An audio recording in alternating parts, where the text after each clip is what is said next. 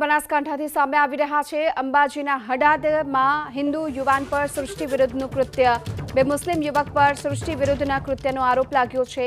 ગ્રામજનોએ બંધ પાડી વ્યક્ત કર્યો વિરોધ। મોટી સંખ્યામાં ગ્રામજનોએ રેલી યોજી પોલીસ સ્ટેશન ખાતે પહોંચ્યા। ગ્રામજનોએ પોલીસ વિરુદ્ધ પણ સૂત્રોચ્ચાર કર્યા।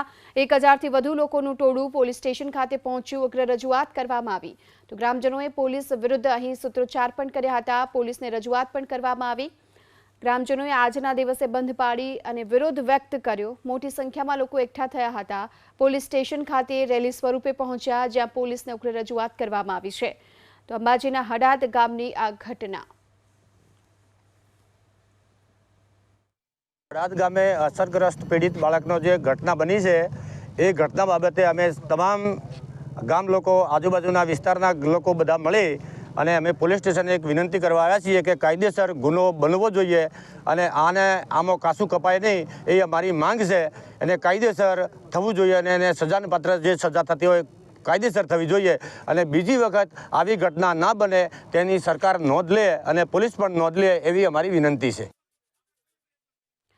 તો અંબાજીના હડાદ ગામની આ ઘટના છે કે જ્યાં હિન્દુ યુવાન સાથે સૃષ્ટિ વિરુદ્ધનું આ કૃત્ય અને ત્યારબાદ જો કે લોકોમાં આક્રોશ ફાટી નીકળ્યો હતો।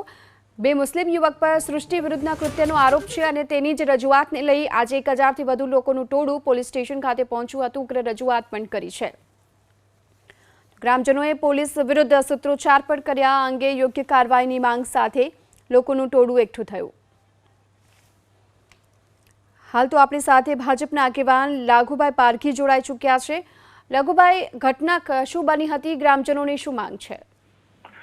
આ ઘટના એવી બની હતી બેન, જે પીડિત બાળક જેવો છે એને અમે પૂછ્યું કે શું પરિસ્થિતિ બની છે, એટલે એમના સાથે બળાત્કાર થયેલાનું જાણવા મળ્યું। એટલે અમે એની ફરિયાદ કાલે આપી હતી પણ એનો એફઆઈઆર નહોતો થયો। એટલે પછી અમે બધે ગામ લોકોએ બધે આજુબાજુના આગેવાનો ભેગે થઈ અને પોલીસ સ્ટેશનમાં પૂછવા ગયા કે એફઆઈઆર નહીં થયો તો શું એમ। એટલે પોલીસે જવાબ એવો આપ્યો કે ભાઈ એ અંદરો અંદર સમાધાન કઈ થાય એવું છે કે શું, તો પછી કરીએ એટલા માટે નતો કર્યો, પણ હવે તમે કહેતા હો તો કરી દઈએ। આવું કરી અને એનો એફઆઈઆર થઈ ગયો છે અને અમારું કહેવું એ છે કે આ ખરેખર ઘટના શરમજનક છે। આવું નહીં બનવું જોઈએ, આવનારા સમયમાં પણ ના બનવું જોઈએ અને આવી ઘટનાને અમે વખોડી કાઢીએ છીએ। આવી રીતે જો વારંવાર થયા કરશે તો સારું નહીં કહેવાય। એટલા માટે અમે સરકારને પણ વિનંતી કરી છે કે અમારી નોંધ લે અને આવી પરિસ્થિતિ નહીં બનવી જોઈએ। આ તો અમે એક મુસ્લિમ સમાજ અને હિન્દુ સમાજ વચ્ચેની વાત હતી, તે કોમવાદ ના થઈ જાય એટલા માટે અમે બધી હાલ તો ખમી ખાધું છે, પણ આવું વારંવાર બનશે તો અમે આવું સહન કરીશું નહીં। જે અંગે પોલીસ ફરિયાદ થઈ છે, હવે પોલીસે ફરિયાદ લીધી છે કે? હા, હવે પોલીસ ફરિયાદ થઈ ગઈ છે।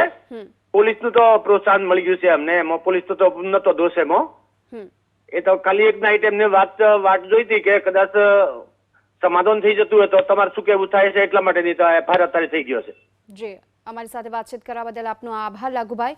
તો મોટી સંખ્યામાં ગ્રામજનો આજે રેલી યોજી પોલીસ સ્ટેશન પહોંચ્યા હતા અને એફઆઈઆર કરવા માટેની માંગ હતી, જો કે પોલીસે હાલમાં તો ફરિયાદ લીધી છે।